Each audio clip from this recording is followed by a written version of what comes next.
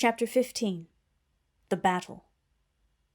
After Sir Wheatley had stepped through the mirror, Foxglove and the Oracle spoke to one another across the vast distance. They spoke of their forgotten people and of the fate of the crown, for the Oracle had foreseen that the destiny of the Alet people was about to be decided, and all who would be free should aid Sir Wheatley in any way that they could. And so it was that the vast number of Alet who had escaped the bondage of the king and had been living deep underground heard the song of Foxglove. She called them forth to war, and they took up arms and emerged from underneath the castle. So it was that Sir Wheatley and the army of the Alet advanced within castle aperture, subduing all servants of the queen and making their way to the main throne-room chamber. As the Alet army passed through the castle above, Sir Wheatley descended to the labyrinth, and there he found the Lady Chell.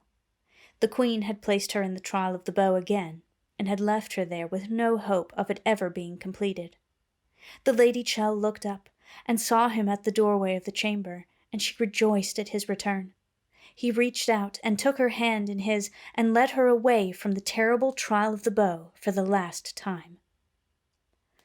They hurried down to the dungeons, where the poor people of Aden were kept prisoner. Sir Wheatley and the Lady Chell woke them from their enchanted sleep, and set them free. They bid them take up arms against the queen, and fight for freedom. The people raided the castle armory, and all made ready to confront the forces of the queen. Sir Wheatley put on armor once again, yet this time he did not wear the armor of one in training. He took up the arms of a true knight, and bore a shield given to him by the Alet warriors. They made their way up to the throne room, where the queen had taken refuge with those who were left of her servants. Both the Alet and the people of Aden entered therein, and by sheer number they were more formidable force than the queen's servants. Yet for all their number, GLaDOS still wore the crown, and in the battle that ensued within the vast halls of the castle, she turned the tide in her favor. The Lady Chell fired arrows from the bow at lightning speed, tripping her foes as they fell from adjacent openings. Garrett too had taken up arms, and he, the Lady Chell, and Sir Wheatley stood together in the fray. Sir Wheatley wielded his blade mightily, and fought back the advancing forces, but alas, none could match the awful power of the queen. With the crown's dark power, she destroyed wave upon wave of the Alet people. Fire and death she rained down upon all who challenged her. It seemed to all that the battle was lost. In the midst of the battle, GLaDOS in rage and fury called out to the Lady Chell as she stood with her people in the fray. The queen decreed that, whether by her power or the hand of another, the Lady Chell would never be free from the trial of the bow whilst the crown existed, and that Lady Chell would surely die as a result of its power.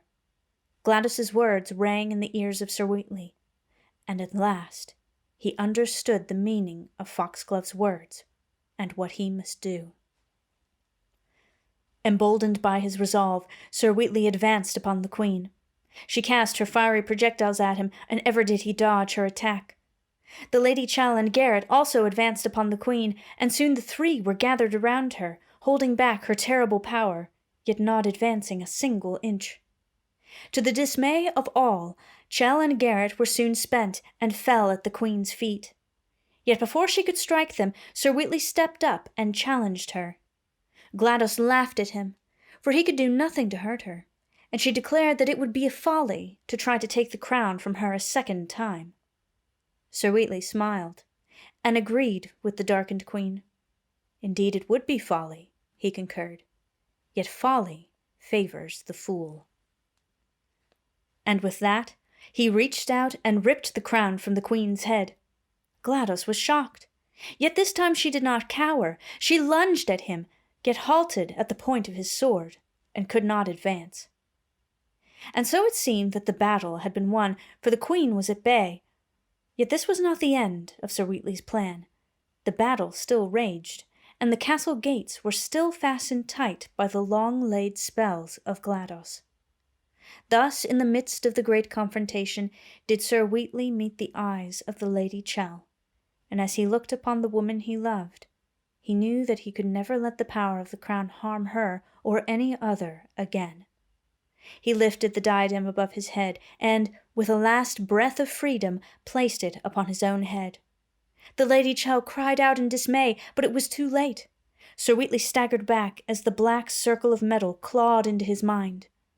Yet it did not turn him as it had before, for his heart, being so full of love for the Lady Chell, kept its dark influence from corrupting his mind. Now the ruler of Castle Aperture once again, he raised his hand and commanded the soldiers of the Queen to lay down their arms. The battle was over. He raised another hand, and the gates flew open, and the people of Aden were freed at last. Chapter 16. The Heart of the Exile. Many had fallen in battle, and the slain were carried from that place in honor. In the aftermath the Lady Chell sought out Sir Wheatley, but he was nowhere to be found. She searched for him, but he had gone away into the castle, and had not told any whither he went. To her surprise, the oracle appeared, and handed her the Queen's crystal that Gladys had used those many days ago to allow her to see Sir Wheatley in his captivity. The Lady Chell gazed into the crystal, and suddenly she saw him.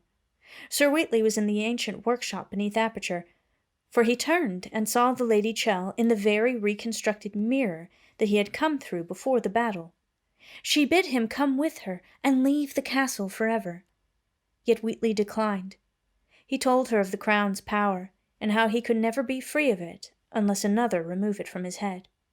He vowed that on this day the crown would meet its end, and that the Elet people and the peoples of that land would at last be free. Yet above all, he pledged his love to the Lady Chell, for she would never be hurt by its power again, nor ever be forced to take part in the trial of the bow. The Lady Chell begged him to return, yet still he refused. Wheatley placed a hand upon the glass, and looked upon his love one last time. And then did he strike the mirror, shattering it beyond repair. Sir Wheatley strode to the edge of the vast reservoir, and, with a tear in his eye, he plunged himself in. As he sank, he thought back to the quiet village of Aden. He thought of the warm sun, and the blue sky, and the smell of freshly baked bread, of the people he had met and called friends, of the Lady Archer, who had shown him that life was worth nothing if spent in selfishness. Her love was worth more than anything. And so the fool, the wayward knight, the hero of Aden, breathed his last, and his heart failed within his chest.